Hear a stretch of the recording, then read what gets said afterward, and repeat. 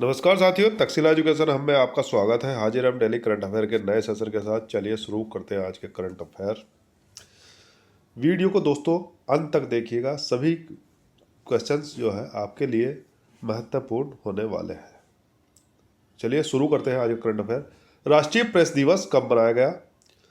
राष्ट्रीय प्रेस दिवस प्रतिवर्ष 16 नवंबर को मनाया जाता है। हर साल 16 नवंबर को भारतीय प्रेस परिषद पीसीआई को मान्यता देने और सम्मान देने के लिए राष्ट्रीय प्रेस दिवस मनाया जाता है। यह दिन देश में स्वतंत्र और जवाबदेह प्रेस के अस्तित्व का जश्न मनाता है। तो ये था राष्ट्रीय प्रेस दिवस मनाने का ऑब्जेक्टिव, और मनाया जाता है कितनी तारीख को? 16 नवंबर को। नेक्स्ट, नवंबर महीने के अब तक इम्पोर्टेंट डेज जिनको हम सेलिब्रेट करते हैं नेशनल लेवल पर और इंटरनेशनल लेवल पर। 1 नवंबर वर्ल्ड वैगन डे, 2 नवंबर ऑल साउल्स डे, 3 नवंबर विश्व जेलीफिश दिवस, और 4 नवंबर विश्व कैंडी दिवस, 5 नवंबर विश्व सुनामी जागरूकता दिवस, 6 नवंबर युद्ध और सशस्त्र संघर्ष में पर्यावरण के शोषण को रोकने के लिए अंतर्राष्ट्रीय दिवस, 7 नवंबर अंतर्राष्ट्रीय कैंसर जागरूकता दिवस, 8 नवंबर विश्व रेडियोग्राफी दिवस, 9 नवंबर राष्ट्रीय विधिक सेवा दिवस, 11 नवंबर राष्ट्रीय शिक्षा दिवस, 12 नवंबर लोक सेवा प्रसारण दिवस, विश्व नमोनिया दिवस, 13 नवंबर है विश्व दयालुता दिवस, 14 नवंबर है विश्व मधुमेह दिवस, 15 नवंबर जनजातीय गौरव दिवस, और 16 नवंबर को मनाया जाता है अंतर्राष्ट्रीय सहिष्णुता दिवस। तो ये थे नवंबर महीने के सेलिब्रेशन डे। आगे चलते हैं। किसे व्हाइट हाउस प्रेस सचिव नियुक्त किया गया? तो कैरोलिन लेविट को व्हाइट हाउस प्रेस सचिव नियुक्त किया गया है। ये 16 नवंबर को इनको नियुक्त किया गया है इंटरनेशनल प्रेस डे पर। अमेरिका के नवनिर्वाचित राष्ट्रपति डोनाल्ड ट्रंप ने तुलसी गोबार्ड को national intelligence US intelligence chief का डायरेक्टर बनाया है। नेक्स्ट है, अमेरिका के नवनिर्वाचित राष्ट्रपति डोनाल्ड ट्रंप ने माइक वाल्टर्स को अपना राष्ट्रीय सुरक्षा सलाहकार बनाया। तो जितने भी नए अपॉइंटमेंट हैं यूएस से संबंध में, तो वो आपकी परीक्षा के लिए बहुत महत्वपूर्ण है। इन नाम को आप याद रखना है। नेक्स्ट है, सुसी विल्स को white house of chief of staff नियुक्त किया गया है। अमेरिका की कोको गोफ ने 2024 WTA फाइनल जीता है। उषा चिलुकुरी वेस्ट अमेरिका की पहली भारतीय मूल की सेकंड लेडी बनी है। एशिया पावर सूचकांक में अमेरिका शीर्ष पर बना हुआ है।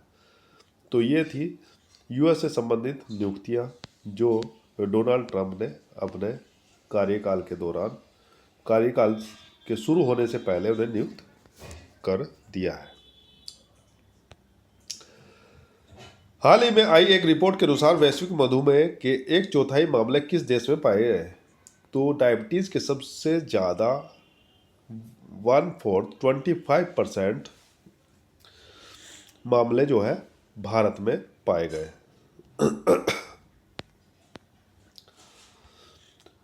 2024 की तीसरी तिमाही में यूनिट वॉल्यूम के हिसाब से भारत दूसरा सबसे बड़ा स्मार्टफोन बाजार बना। चीन अभी भी पहले स्थान पर बना हुआ है। तो भारत अभी दूसरे स्थान पर है और चीन पहले स्थान पर। भारत को अंतर्राष्ट्रीय सौर गठबंधन का अध्यक्ष चुना गया। नेक्स्ट है, भारत ने बांग्लादेश को हराकर सैफ अंडर-17 चैंपियनशिप का खिताब जीता है। भारत एथेनॉल का दुनिया का तीसरा सबसे बड़ा उत्पादक और उपभोक्ता बन गया। भारत भ्रष्टाचार विरोधी गठबंधन के नेतृत्व में शामिल हुआ है। नेक्स्ट है, भारत नेपाल का सबसे बड़ा व्यापारिक साझेदार बनेगा। और क्वाड शिखर सम्मेलन 2025 की मेजबानी कौन करेगा? भारत। Very very important. आगे है, किस भारतीय टेनिस खिलाड़ी ने संन्यास की घोषणा की? तो प्रजनेश गुणेश्वरन ने टेनिस से संन्यास की घोषणा की है। ये भी एक जाने माने टेनिस खिलाड़ी थे। तो हाल ही में इन्होंने अपने संन्यास की घोषणा की है। कौन सा देश भारतीय बिजली ग्रिड के माध्यम से बांग्लादेश को बिजली का निर्यात करेगा? तो नेपाल भारतीय बिजली ग्रिड के माध्यम से बांग्लादेश को बिजली का निर्यात करेगा। नेक्स्ट है, नेपाल से संबंधित कुछ महत्वपूर्ण फैक्ट है, कुछ महत्वपूर्ण त्यौहार हैं, कुछ नियुक्तियां। नेपाल ने के नेवार समुदाय ने महापूजा उत्सव मनाया है। नेपाल में तिहार उत्सव मनाया जाता है। नेक्स्ट है जेजमाडू संगीत समारोह का 20वां संस्करण काठमांडू में आयोजित किया गया। आगे पारंपरिक जीतीय त्योहार नेपाल में मनाया जाता है और नेपाल में भव्य समारोह के साथ 19 सितंबर को संविधान दिवस मनाया गया। तो ये क्वेश्चन बहुत ही महत्वपूर्ण है कि संविधान दिवस नेपाल में कब मनाया जाता है? 19 सितंबर को। अशोक राज सिंगडेल ने नेपाल के सेनाध्यक्ष के रूप में शपथ ली है। तो वहां के सेनाध्यक्ष है अशोक राज सिंगडेल। नेपाल 101वें सदस्य के रूप में अंतर्राष्ट्रीय सौर गठबंधन में शामिल हुआ है। आगे है नेपाल पर्यटन बोर्ड ने सतत पर्यटन के लिए पाटा गोल्ड अवार्ड अपने नाम किया है। तो ये नेपाल से संबंधित कुछ फैक्ट थे जिनको आपको याद रखना है। अब है एम्बेसडर से संबंधित। किसे दुबई स्पोर्ट काउंसिल का ब्रांड एम्बेसडर नियुक्त किया गया है? तो सानिया मिर्जा और हरभजन सिंह को दुबई स्पोर्ट काउंसिल का ब्रांड एम्बेसडर नियुक्त किया गया। सानिया मिर्जा और हरभजन सिंह। आगे किस राज्य के तेज गेंदबाज अंशुल काम्बोज ने रणजी ट्रॉफी में एक पारी में 10 विकेट लिए? तो ये है हरियाणा से संबंध रखते हैं अंशुल काम्बोज। इन्होंने रणजी ट्रॉफी में एक पारी में 10 विकेट अपने नाम किए हैं। हरियाणा से संबंधित कुछ फैक्ट। पारंपरिक ज्ञान के संचार और प्रसार पर अंतर्राष्ट्रीय सम्मेलन गुरुग्राम में शुरू हुआ। नेक्स्ट है अंतर्राष्ट्रीय गीता महोत्सव 2024 का आयोजन कुरुक्षेत्र में आयोजित किया जाएगा। हरियाणा सरकार ने एससी कोटे के अंदर सब कोटा लागू करने का फैसला किया है। हरियाणा सरकार ने किडनी रोगियों के लिए निःशुल्क डायलिसिस की घोषणा की है और हरियाणा सरकार में गंभीर रूप से लुप्त प्राय लंबाकार कछुआ प्रजाति को देखा गया है। पहली वैश्विक महिला कबड्डी लीग हरियाणा में शुरू होगी। हरियाणा सरकार सभी फसलों की खरीद न्यूनतम समर्थन मूल्य पर ही करेगी। तो ये किसानों के लिए एक अच्छी खबर है। आगे है किस राज्य सरकार ने आय और सौर ऊर्जा परियोजनाएं स्थापित करे पहल शुरू की है? तो ये किया है हिमाचल प्रदेश की सरकार ने सौर ऊर्जा परियोजना स्थापित करने की पहल। आगे है हिमाचल प्रदेश से संबंध है। हिमाचल प्रदेश के बिलासपुर शहर में राज्य की पहली डिजिटल लाइब्रेरी का उद्घाटन किया गया। तो इंडिया की पहली डिजिटल लाइब्रेरी है बिलासपुर हिमाचल प्रदेश में। हिमाचल प्रदेश ने महिलाओं के लिए विवाह की आयु को बढ़ाकर 21 वर्ष किया है। नेक्स्ट है हिमाचल प्रदेश सरकार ने मुख्यमंत्री सुख शिक्षा योजना को मंजूरी प्रदान की है। हिमाचल प्रदेश में मुख्यमंत्री बाल पौष्टिक आहार योजना का शुभारंभ किया जाएगा। और हिमाचल प्रदेश से संबंध हिमाचल प्रदेश के मुख्यमंत्री ने प्राकृतिक खेती को बढ़ावा देने के लिए नई पहल हिम उन्नति की शुरुआत की है। तो हिम उन्नति संबंध रखती है प्राकृतिक खेती से। तो ये एक इम्पोर्टेंट क्वेश्चन है। मौसम पूर्वानुमान के लिए लाहौल स्पीति में डॉपलर रडार स्थापित किया जाएगा। हिमाचल प्रदेश मंत्रिमंडल ने शून्य बिजली बिल प्रावधान का युक्ति संगत बनाने की मंजूरी दी है। तो वहाँ पर शून्य बिजली का प्रावधान किया जाएगा हिमाचल प्रदेश के ग्रामीण क्षेत्रों और शहरी क्षेत्रों में। प्रधानमंत्री मोदी किस देश की आधिकारिक यात्रा पर गए? तो 17 साल बाद भारतीय प्रधानमंत्री मोदी नाइजीरिया की यात्रा पर गए हैं और इन्हें नाइजीरिया का सर्वोच्च सम्मान भी प्रदान किया गया। Very very important. आगे है अनुराग श्रीवास्तव। अनुराग श्रीवास्तव को किस देश में भारत का अगला उच्चायुक्त नियुक्त किया गया है? तो मॉरिशस में भारत के अगले उच्चायुक्त बनेंगे अनुराग श्रीवास्तव।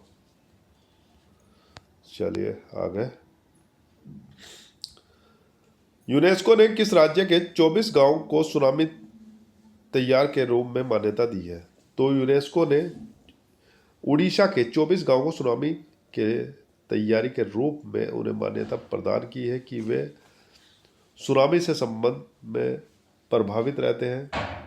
जब भी चक्रवात या सुनामी की आगमन का शुरू होता है तो ये ग्रामीण क्षेत्र प्रभावित रहते हैं, तो इनको यूनेस्को द्वारा चिन्हित किया गया है। उड़ीसा के संबंध में कुछ फैक्ट है। उड़ीसा में पहली सिलिकॉन कार्बाइड सुविधा का उद्घाटन किया गया। नेक्स्ट है नुआखाई उत्सव उड़ीसा में मनाया गया। उड़ीसा के मुख्यमंत्री ने सुभद्रा योजना शुरू की। उड़ीसा सरकार ने वर्दीधारी सेवाओं में अग्निवीरों के लिए 10% आरक्षण और उम्र में 3 वर्ष की छूट का निर्णय लिया। आगे है उड़ीसा में महाराष्ट्र और मध्य प्रदेश में 5 रॉयल बंगाल टाइगर लाए जाएंगे।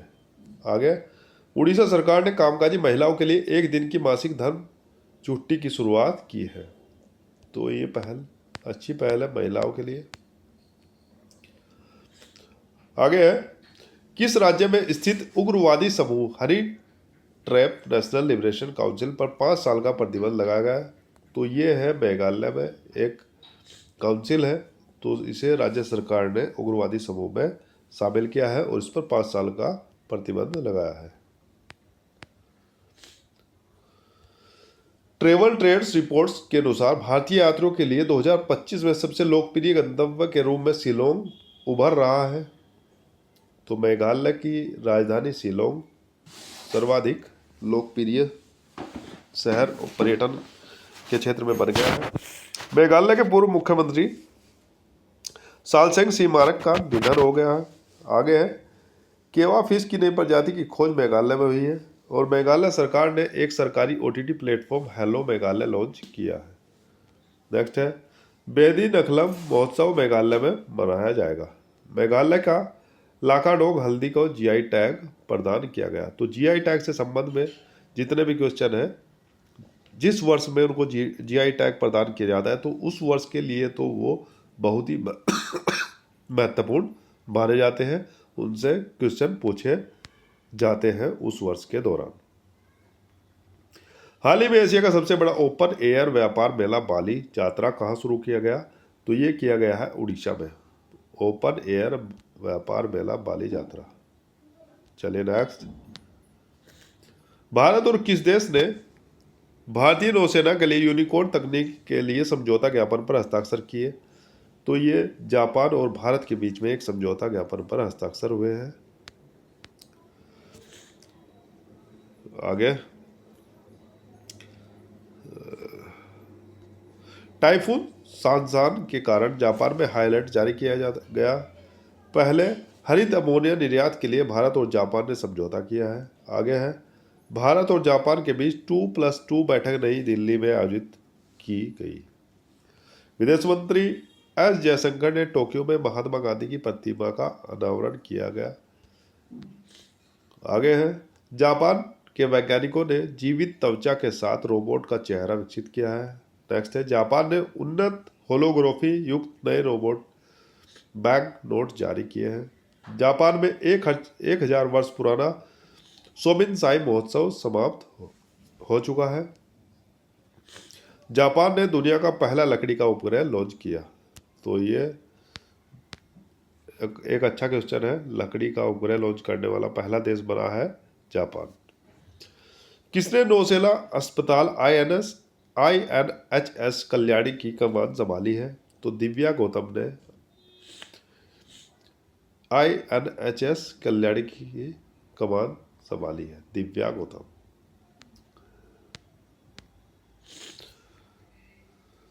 आगे ऑस्ट्रेलिया ने क्रिस इवांस को पहला गुलामी विरोधी आयुक्त नियुक्त किया है। अरविंदर सिंह साहनी को IOCL का अध्यक्ष नियुक्त किया गया है और अंतर्राष्ट्रीय हॉकी महासंघ का अध्यक्ष तैयब इकराम को चुना गया है। इनका कार्यकाल दूसरे कार्यकाल में इनका टर्म को बढ़ाया गया है। सुमित धर्मवर्धन को ICC भ्रष्टाचार निरोधक इकाई का अध्यक्ष नियुक्त किया गया। डॉक्टर जैकलिन डी ओरोस को WAF का महासचिव नियुक्त किया गया। अशोक चंद्रा को PNB का MD और CEO नियुक्त किया गया। केशव चंद्रा को एनडीएमसी का चेयरमैन बनाया गया। और एक लास्ट है, महेंद्र सिंह धोनी को झारखंड विधानसभा चुनाव का ब्रांड एम्बेसडर बनाया गया। आगे है,